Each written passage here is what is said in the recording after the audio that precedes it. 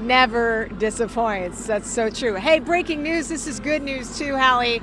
I just heard from our illustrious crew in the control room that the People Mover has gotten all the maintenance done, so the People Mover will be back open tonight for people who are coming downtown. So I've been noticing shoppers here, Hallie, have been wearing heavy coats like I have. Not everybody's wearing gloves right now, so it's not as cold as it could be, right?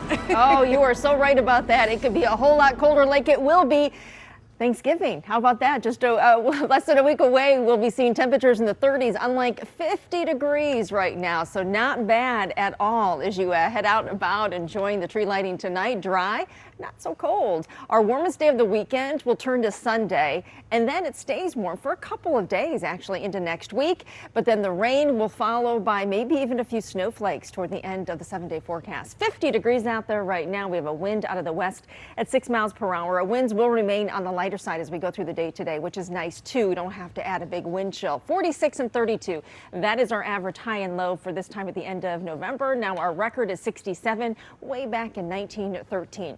47 degrees in Pontiac. It is 50 right now in Mount Clemens. 46 degrees in Port Sanilac. We're starting to see a little bit of that blue sky peeking out. So the general consensus is to see more of that as we get into the afternoon and early evening. Temperatures are milder than yesterday. We're up at least a handful of degrees in most locations, as much as 11 in Port Huron, 7 degrees warmer right now in Ann Arbor. So when we look at our winds out of the west, only about 5 to 10 miles per hour, maybe a little bit breezy following the early afternoon. It should drop off quickly though, and we'll see much quieter conditions, calmer conditions too for the evening. Notice a nice band of clear sky from Lansing, Howell, Pontiac northward up toward Flint.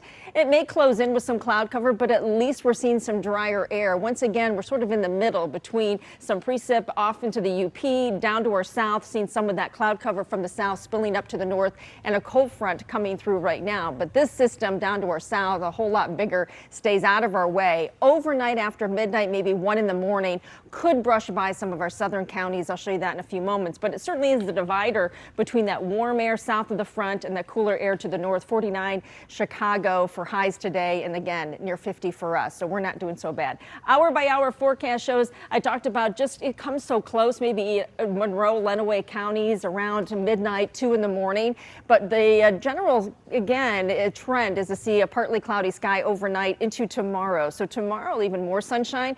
I think we'll add on to that for Sunday as we go into Sunday too, staying dry. We're going to look ahead to next week quickly, and Monday at this point looks dry, but we get into Tuesday. Tuesday looks to be our wet day. Rain showers. Temperatures are still mild. Once that system pushes out, it does look like we're going to have to fight some colder air. So by Wednesday, we're seeing a few leftover showers in the morning.